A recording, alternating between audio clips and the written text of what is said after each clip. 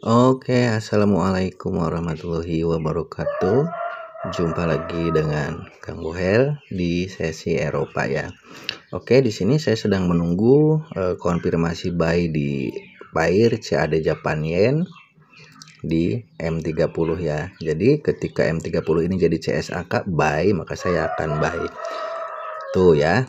Nah, lalu pertanyaannya kenapa sekarang Kang Bohel banyak entry di M30. Oke, saya jelaskan dulu dari awal ya. Di sini saya selalu identifikasi awal itu dari sini ya. Langkah pertamanya itu pastikan dulu tren ya. Jadi H4 ini dalam keadaan uptrend ya. Jadi ketika dalam keadaan uptrend seperti ini disarankan untuk tidak cari setup sell ya, untuk lebih amannya. Oke. Di sini H4 dalam keadaan uptrend. Lalu di time frame kedua pun H1 harus dalam keadaan uptrend juga. Kita lihat di H1. Nah, di H1 sini sama ya. MA50 berada di atas MA90. Artinya ini selari ya, searah. Jadi kedua time frame sudah searah. Nah, sekarang saya ke M15 dulu teman-teman ya. Sebelum ke M30 kita lihat dulu M15. Nah, di sini M15 ini sudah tidak searah karena MA50 sudah crossing ke MA90 ke bawah. Artinya ini 3 time frame itu tidak searah. Nah, untuk mengatasi hal seperti ini biasanya saya naikkan 1 time frame ke M30 untuk konfirmasi buy ya. Dimana di sini di M30 ini MA50 dan MA90 masih dalam keadaan uptrend ya. Jadi di sini masih validnya sinyal buy teman-teman ya. Oke, itu alasannya. Lalu kalau kita lihat lagi ya, contoh misalkan untuk sinyal M15 yang valid seperti apa. Nah, jadi di sini ya. Kalau ini kan udah jelas ya. Di sini tadi ini di M15-nya sudah tidak valid. Nah, sekarang kita ambil contoh misalkan yang ini ya. Kita ambil contoh di sini, di mana di sini ada momentum buy, CSA, di mana di sini ada CSA buy, kemudian harga turun ke MA low di sini. Nah, ini kan identifikasi lagi tren, ini dalam keadaan uptrend ya. Lalu kalau kita lihat juga di H1 di sini pun dalam keadaan uptrend. Dan candlestick sudah rejection di MA low di sini ya. Dalam keadaan uptrend terlihat jelas. Nah, di sini teman-teman jangan dulu ke M30. Lihat dulu di M15 ya. Kita lihat di M15-nya sini. Nah, di M15 ini masih searah ya.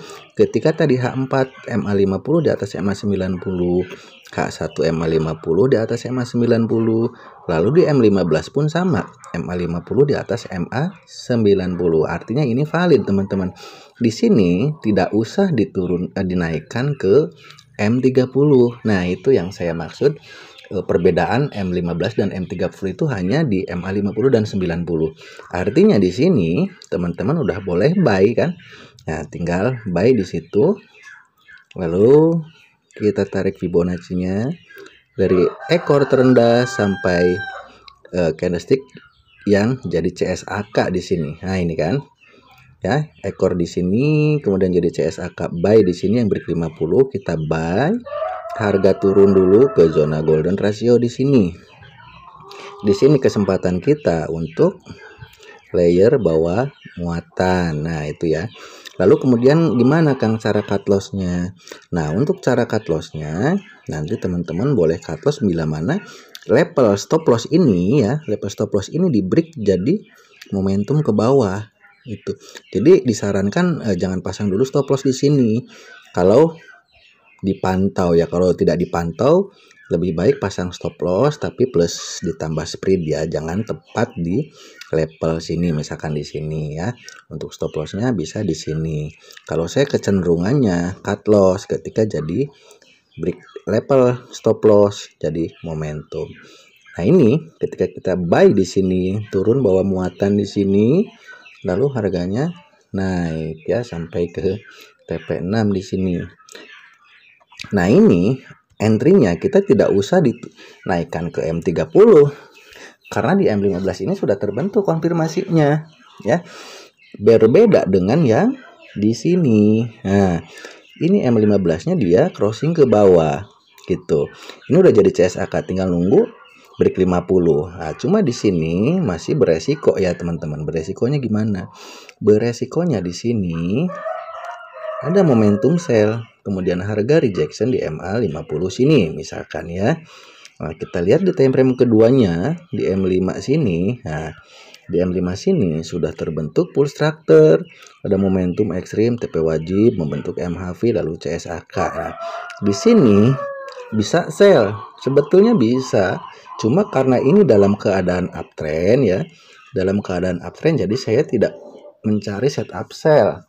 Saya tetap fokus mencari setup buy saat MA50, MA90 dalam keadaan seperti ini. Ini bukan berarti nggak akan profit kalau kita sell, cuma saya lebih amannya menunggu konfirmasi di time frame sini ya. Oke, lalu kenapa yang ini kok sekarang muncul nanti sinyal di sini, misalkan kita bisa buy. Oke, kita lihat lagi dari H4. Nah, di sini kan ada momentum buy. Ya. Ada momentum buy, kemudian harga turun ke MA low di sini, ya. Dia rejection MA low nih, rejectionnya bagus banget di sini. Kemudian dia naik. Tapi kok naiknya hanya sampai ke sini? Dia tidak terus bablas ke atas. Oke, kita analisa di sini multi time frame. Time frame pertama momentum di H4 dalam keadaan uptrend. Artinya di sini kita mencari setup buy. Lalu di time frame yang keduanya di H1. Nah, di H1 sini ini masalahnya di sini. Sini belum rejection low BB atau ekstrim ya. Kemudian di time frame ketiga di M15, jangan dulu ke M30. Nah, ini kita bisa buy di sini teman-teman tanpa harus dinaikkan ke M30 karena MA50 dan MA90-nya ini masih valid ke atas. Ya, masih searah semua. Tadi di H4 masih ke dalam keadaan uptrend, di H1 MA50 90 uptrend, dan di M15 pun dalam keadaan uptrend. Break 50 jadi CSAK, kita buy di sini, harganya naik ya. Nah, yang jadi masalah kenapa sekarang ini turun lagi ke sini? Ya. Oke, kita analisa lagi dari H4-nya ya. Di sini. Oke ya. Bisa teman-teman lihat di sini. Di sini ada base engulfing ya. Base engulfing buy di sini. Kemudian harga meretest lagi ke sini. Nah, di sini masalahnya belum terjadi ekstrim. Rejection low BB di H1-nya. Tapi kalau yang di sini sekarang kita lihat di H1-nya.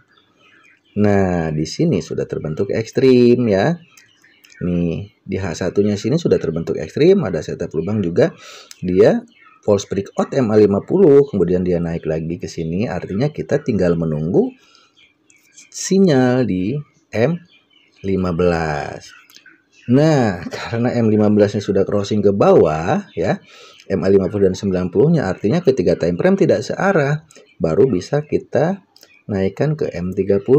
Nah, di M30 ini masih dalam keadaan uptrend. Jadi nanti untuk CAD Japan Yen, teman-teman tinggal tunggu buy aja di sini. Setelah jadi CSAK break 50 kita buy. Nah, ini rulesnya sudah masuk ya. Rulesnya sudah masuk semua. Ada re-entry, semua searah, time frame H1-nya ekstrim. Di M15-nya tidak terbentuk konfirmasi dan terbentuk konfirmasinya di M30. Lalu kalau loss gimana, Kang? Ya sudah ya. Kalau loss tuh ya loss aja udah.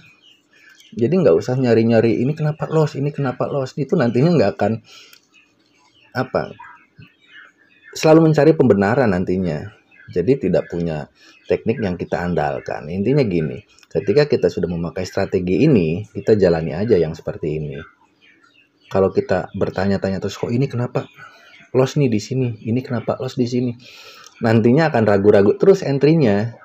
Ya, yang penting setupnya masuk, sinyalnya konfirmasinya ada, kita entry, selepas itu pasang TP, pasang SL, sudah ya, entah itu terkena TP, entah itu terkena SL.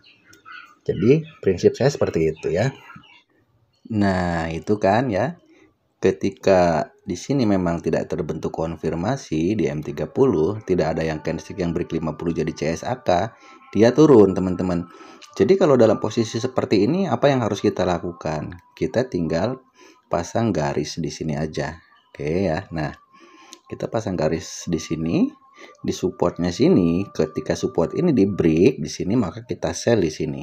Nah, jadi ini lebih aman teman-teman ya, lebih safety di sini kita sell ya, daripada kita tadi entry di M15 sebelum terbentuk konfirmasi di M30 sini, maka kita akan kena plotting yang sangat panjang teman-teman.